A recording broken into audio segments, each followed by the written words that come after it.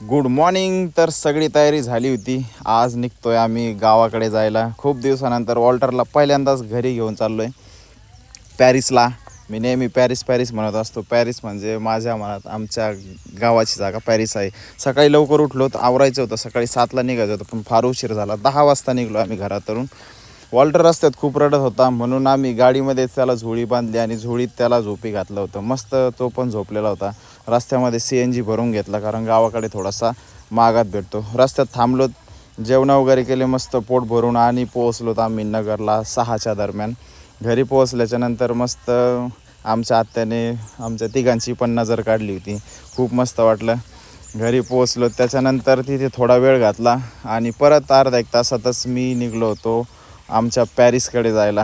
रस्त्यात वॉल्टर रडत होता म्हणून त्याला भरपूर सारा मी प्रेम दिला आणि खेळवत होतो. आणि भेटूया आपण आता उद्या गावाला गेल्यावर. चला.